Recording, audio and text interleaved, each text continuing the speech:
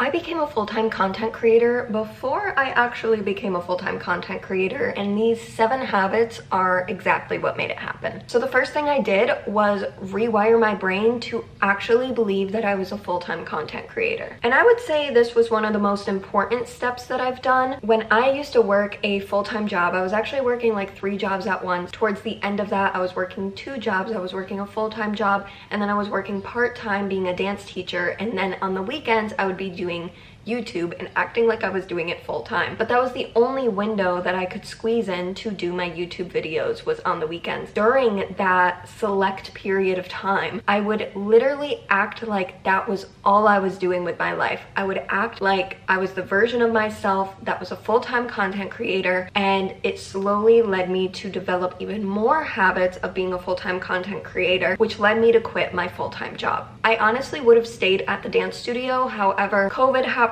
and the studio shut down, and then again COVID with my full-time job. I wasn't able to go to work, and then when I eventually did go to work, I decided to quit. After the first week or so, I was like, yeah, I don't identify with this anymore. The whole time during COVID, I was pretending like I was a full-time content creator, and I actually became one within that span of time. So it started with weekends, and then it turned into more long-term. It's not like you have to totally quit your full-time job to become a content creator. You can start out by just doing it on the weekends, doing it on your day off. Eventually, when you feel like you're starting to make money from content creation and you feel like this could be a full-time thing, eventually you can go part-time with your job, or if your job doesn't allow it, just get a part-time job so that you're stabilized, and then still do content creation until you wean yourself off of the job. You don't have to quit your job cold turkey. You hear in the creator space oh, I quit my 9-to-5 and now I'm full-time content creator, but do you actually know the process that they went through to get to that point? So you can wean yourself off of your full-time job and start to embody the version of yourself that you would be if you were a full-time content creator. What would the version of you who is a full-time content creator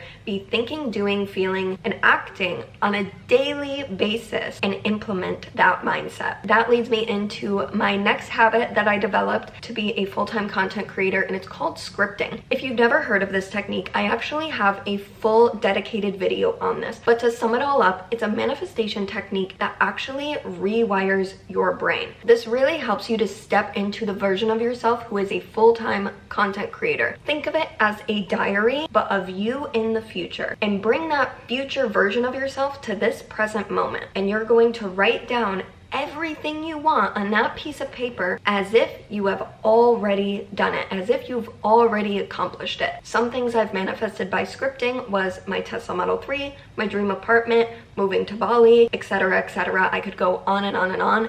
I've landed UGC deals by scripting. I just got accepted to work with my dream brand that was on my vision board, and I manifested that by scripting as well. What you do is you write down today I got accepted to work with Glamnetic, I'm so excited. You go into all of the details as if it has already happened, even if it hasn't yet. You start to feel the emotions of what it would actually feel like to have that in your present reality. And you pretty much write a letter to the universe, God, whatever you believe in, or even if you just want to write it as if it's a journal entry to yourself and say, wow, I'm so thankful for this life. I'm so thankful to be a full-time content creator and make a living from this full time. I love my life. Even if that's not your reality, you write it down as if it is, and over time, the more you do this, the more you'll start to see your scripting pages align with your actual reality. I do it every single day, and I really, really recommend you to do it every single day as well. When I first started doing this, I used to do it morning and night, sometimes midday as well, especially if I needed more of a check of, okay, what am I manifesting, and keep it in my mind, because sometimes you forget and you're just reality, right? I have to do this, I have to do this, I have to do this. But no, take the time to actually sit down and script your dream life and watch it unfold for you. So if you want to learn more about scripting, I'll link the video all about scripting down below. The third thing is that I stopped waiting for other people to film me, and I started filming myself. Maybe you don't have friends who will film you for content. Maybe you don't have anybody to film you for content. And that's why I recommend just getting a tripod for your phone and setting it up wherever, and not giving an F who is watching.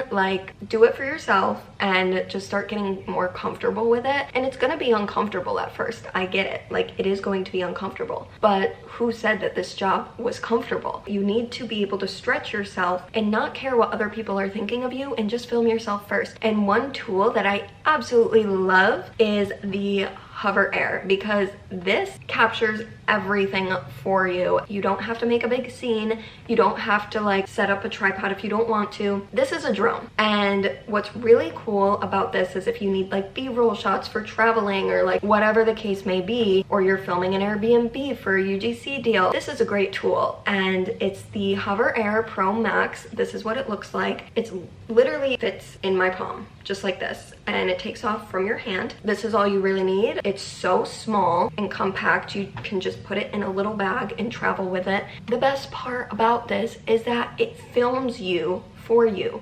You don't need to have the controller in your hand. You can literally press a button and it will follow you. So if you need a shot of you running down the beach, if you need a shot of you just chilling in the park, it films you for you. It also films in 8K, by the way, and you can crop it vertically and it doesn't lose the quality either. So I absolutely love this. I will leave it linked down below. But yeah, this is just an option if you want to be able to film yourself but don't have anybody else to film you. Okay, number 4 is that I created a schedule that worked for me to stay consistent. I have ADHD, so I really need to stay organized. And the way that I personally stay organized is I have like this planner. I write everything down because I love just being able to write it down. I don't like keeping things digital because it feels less real and less physical for me. So I always write down what I'm doing and what I want to do each week. And instead of writing down by the day what I'm doing each day in the beginning of the week, you know, I'm a feeling type of person. I've noticed that when I write down what I'm doing each day before I actually live that day, I usually don't get it done, because on that day I'll feel like I actually don't want to film today. I'd rather edit today. And so instead of doing that, I write down a list of what I need to get done for the week. I don't write down anything for the days unless I have like a meeting or something scheduled that day. And what I'll do is I'll take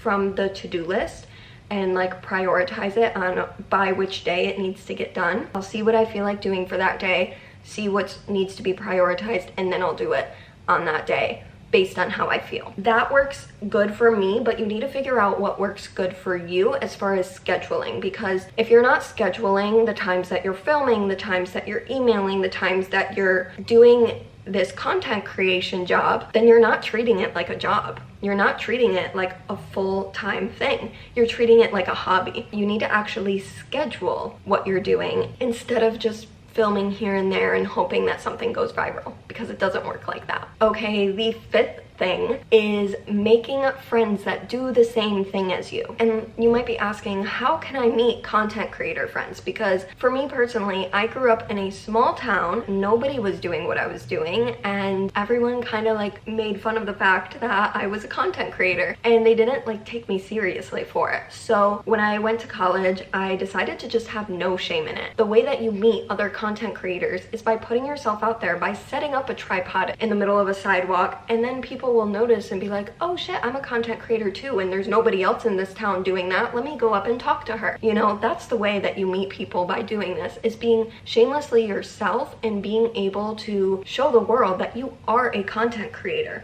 Not just online, but in the physical reality as well. You can also do this by going to different events, like I've been to Playlist Live and met people that way. Let's say you really feel stuck and you feel like nobody around you is a content creator because you live in such a small town and you're not getting out of your little bubble. Okay, then start following people online who are content creators and start taking in the advice from those content creators as well. Like, you could follow my channel, you could follow anybody's channel who is a content creator, and start feeling like, okay, these are my people. Like, these are the type of friends that I want to attract. These are the qualities that I want to attract. Because it's so much fun to have friends that are also content creators, because you can take each other's pictures, you can bounce ideas off of each other. I love having a collab where there's a bunch of content creators and we can just film together. It's so fun. Reach out to other content creators on social media, collab with them, go live with them. Build a community of people that you can surround yourself with, because you are the average of the 5 people you hang around most. And if you're not surrounding yourself with other people who are doing what you want to be doing, you're not gonna get there as fast. Okay, number 6 is meditation. This habit absolutely changed my life, not just as a content creator, but just like in my personal life in general. But the reason I love it